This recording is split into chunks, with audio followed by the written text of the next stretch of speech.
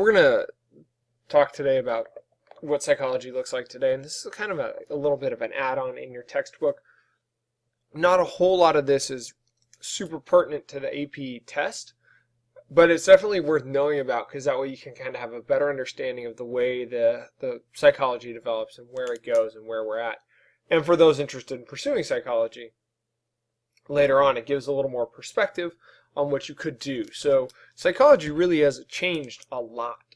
At the beginning, psychology was so much about research, and it was research oriented. It was done in these laboratories at schools by a bunch of old white dudes with beards and who kind of lived in these vacuums and practiced these theoretical research in vacuums and studied in vacuums without much in the way of interaction with people or dealing with the general public. And what we've seen is this major shift away from research and a greater focus on applied psychology. And that is the practicing of psychology on various people. Rather than just studying, how can we use psychology to make these people's lives better? So nowadays what we see is that almost 70% of psychologists are working outside of traditional research facilities. So they're not in some university just running study after study in order to write reports and research, but they're actually out in the field doing individual work. And then, of course, that leaves the 30% of the population that is doing these foundational research things. And I don't mean to discredit the idea of research, because it really is important and foundational for understanding how we deal with people and how we interact with people. So it is an important field, but it's very important now that psychology has kind of shifted to helping people rather than just making observations. And the shift in that has also led to a shift then in the research away from kind of traditional holistic, trying to apply it to everybody, but into kind of subcategories. So developmental psychology has become really an important one, and we're going to look at these each individual. Social psychology, educational psych, health psychology, physiological psychology, experimental psych, cognitive psych, psychometrics, and personality psychology. So all of these have started to become areas of research. Now, they're not necessarily different perspectives in psychology per se, but they're just kind of fields of research that are garnering more and more attention from psychologists who are both remaining at the universities and those practicing in the field. So we'll kind of break each of those topics down. So developmental psych is looking at how people develop over their entire lifespan. Most of the time people assume that developmental psychology looks at just childhood and adolescence and teenage years, and while that is a huge emphasis on it, it's more recently become looking at the entire course of life. So how do we develop in middle age and in later life, and how does that affect behavior and interactions with people? So developmental psych has really broadened from being kind of 0 to 5 to now being 0 to 100. And so because of this, it really has become the main focus of psychological research, is understanding how developmentally we change. And we are ever changing. We know the brain is constantly changing. We know that new synapses are being created. We know that these kind of changes are ongoing. So how do we change from birth to death? And so that's developmental psych. Social psychology and social psychologists look at interpersonal behavior. How do we interact with the various people around us, and what does that say about us, and how does that change kind of everything? And how does society then change our behavior? So how does peer pressure change our behavior? How do our friends change our behavior? How does our family? How do the people we surround ourselves with, the culture we surround ourselves with, affect who we are and how we behave? Educational psych talks and really investigates how it is that people learn and how they should be taught. So rather than we're seeing this breakaway from traditional models of schooling and towards new ways, because educational psychology has told us, hey, what you were doing isn't exactly the best way to do it.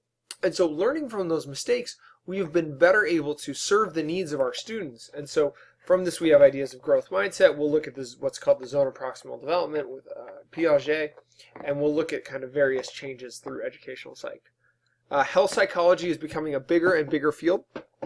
These ideas how do psychological factors help promote and maintain physical health? And likewise, how does physical health help promote and maintain psychological health? And looking at that interconnectedness between the brain and the body, how we feel, how we keep ourselves healthy, what we're eating, what we're doing in terms of activity, and how does that keep ourselves balanced and healthy is a real interesting and new way of looking at things. And neuroscientists are looking at this as well. Because if you're feeling good, if you are healthy, then your brain's going to work better and your behaviors are going to be better. So it's kind of looking all at that sort of aspect to it. Physiological psychology is looking at genetic behavior or genetic factors in behavior. So how does your genes affect who you are, the way you behave, the way you act, the way you interact? And then also looking at, and this is how kind of abnormal psychology fits in here, what is the role of the brain, the nervous system, and body chemicals in your behavior? So how does your body chemical imbalance affect that? How does the brain dictate your behavior? How does your nervous system interact with each other? And how does all of that determine who we are and what we do? So physiologically, it's looking a lot more at kind of the biology of the body and the way the body is made up. Experimental psychology, and every psychology is experimental. They all do experiments, they all run studies. So that's kind of a misnomer. It could be kind of called traditional psychology, but understanding perception, sensation, and human conditioning. So it's looking at kind of those very beginnings with Pavlov and behaviorism, and then self-perception and self-sensation. How do we experience the world around us? How do we perceive the world around us? And how does that affect who we are and how we behave? So that's kind of back in vogue. It's not super common, but it is still foundational to us. And that's why people like Skinner and Wood are still important to us today. Cognitive psychology is another important area of research. And again, this looks at like thinking and behaving, looking at what they call the higher mental processes, or just more complex thinking, not just perception, sensation, and reaction, but memory, reasoning, development of language, complex thinking. How does all of this happen? Those higher order thinking skills, rather than just rote memorization or impulsive reaction to an outside sensation. And that's really the difference between experimental psych, which is those immediate reactions that you don't think about. Again, that is conditioning, senses. And cognitive psych, which is those deeper, more complex issues that we have to have mental processes for. Remembering that cognition is all about the process of acquiring knowledge and the way we go about doing so. Psychometrics is focusing on how do we measure all of this. So it's really focusing on designing tests to support these other elements of psychology. And so that is an important field because it gives us kind of a balance and a measurement for who we are and what we're studying. So psychometrics does play an important role in the field of psychology. And then personality, this is a newer one, and people are starting to look at how does consistent behavior represent personality, and how can we define consistent behavior, what affects that consistent behavior, and how does that affect the people around us. So it's really trying to, I don't know if it's pigeonhole people, but it's trying to kind of spot people and determine who they are and what they are and how their personality affects the world around them. So those are kind of the up and coming areas of research psychology.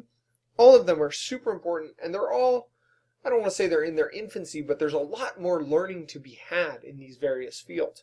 And so psychologists, as we move forward through the 21st century, are really going to tackle these ideas and see how they affect our society and our psychology individually.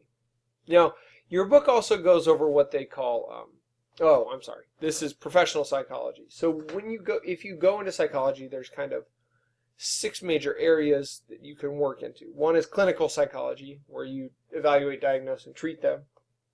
Diseases, psychological disorders. You understand where people are coming from, how they're acting, those sorts of things. So you're working with them in that sense. And it's very medically inclined in an effort to diagnose these disease and disorders and help people get through them. Which is similar to but different from counseling psychology. And in counseling psychology, there's kind of more of a focus on day-to-day activities rather than disorders. So how are you getting through each individual day? This would be more of the kind of the personality. And how are you dealing with every day, and what can we do either through individual, family, marital, or career, or just any other type of counseling to help you recognize where you are, where you're coming from, and how you can get better and get through everything. So counseling psychology is a little bit different from clinical in that it's not trying to diagnose and treat, but rather just kind of have people talk through and manage their day-to-day life instead of their disorders. There's also a school of industrial and organizational psychology, and these people really just work in business and the corporate world in order to kind of improve productivity, to make people better at their job, to make them feel like they belong. In many ways, they're like motivational speakers, but instead of just spouting nonsense, they really base their ideas and their organization in science and scientific research and principles. And so they're oftentimes brought in order to help various companies out. There's also a number of school psychologists that work in school settings in order to help meet the needs of the children that they serve, which are very distinct and different than any of the other ones, right? Children are different. They're different mentally. They have different mental processes, and so it requires kind of specialization in working with that. Clinical neuropsychology look at more of the kind of the biological aspect of it, and that is how do we deal with people who have brain issues or nervous system issues, such as stroke victims or people with Bell's palsy or anything like that. Is how do we work on getting those nerves to talk again? How do we work on getting that brain back to full functioning, or how do we function in kind of a workaround that? And then kind of a new field is forensic psychology, and these people work in the legal system, either solving crimes or helping to solve crimes, or on a more kind of dull and day-to-day basis is how do we deal with custody issues? Is this person psychologically fit to handle children? Is this person psychologically fit to stand trial? We have various things kind of going on in these in this field. Now we'll talk about your book. It kind of calls what they have as 7 major themes as we learn through psychology. So psychology is very diverse. It comes from a lot of different perspectives. There's a lot of different people involved. But as we study psychology, there are 7 things that will kind of show up time and time and time again. And these are themes that your book calls them themes that weave their way throughout. So first and foremost is that psychology is a science. And it is an empirical science. It relies on evidence and data. We don't just make assumptions. We don't just call it good and go with that because it's our gut instinct.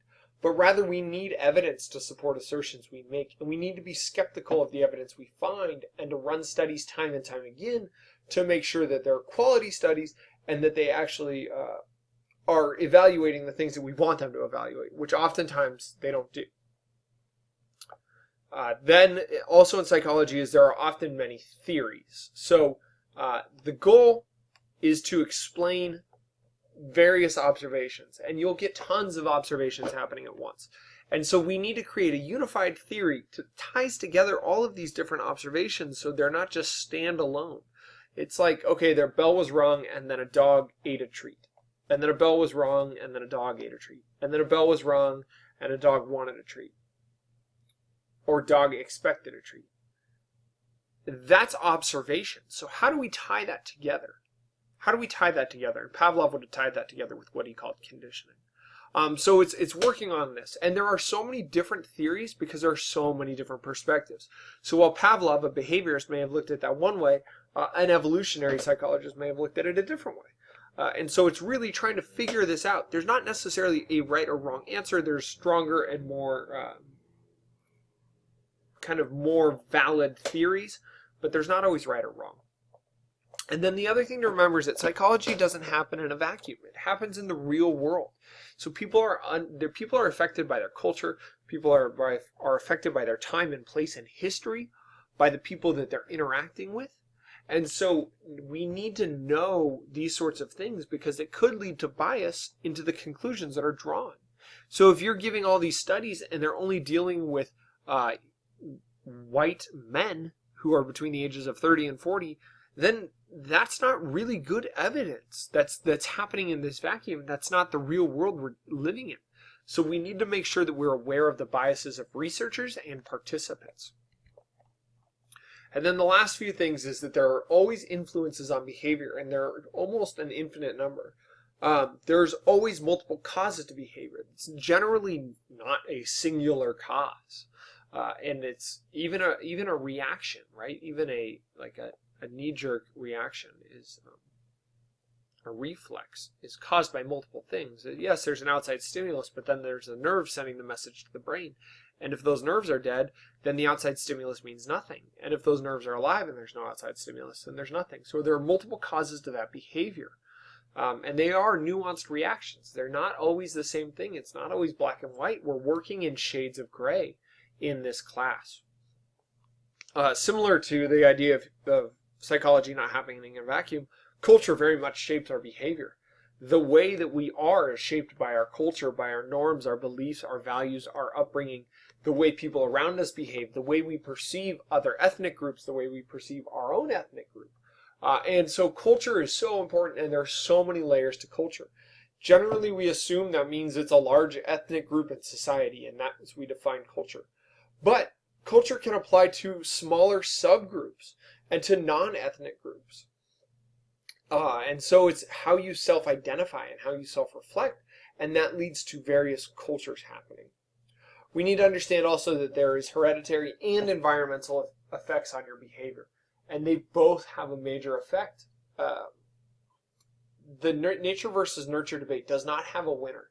They both affect, and sometimes one affects more than another, and that's how we try to deal with it as psychologists, is to figure out from situation to situation which we think is more. And a lot of that is shaped by our perceptions and what kind of school of thought we go into. And then the last thing is the idea that the way we behave, or the way we perceive the world, is subjective. Everyone views the world differently. We have different experiences. We view the world through different lenses, and that changes our reality. So there is not, if you really want to get deep into this, there is not a singular reality. There are almost infinite realities, and that is shaped based off who we are and where we come from. And so we experience things in different ways, which you may perceive as unjust or unfair, someone else may perceive as fair. And we have to recognize all of those influences on that behavior, and recognize that people see what they want to see, they see what they expect to see, and this really shapes reality. And so these are the sorts of things that will show up time and time again in psychology. So it's worth just familiarizing ourselves with them at the beginning so that we know what to expect as we dig deeper into it.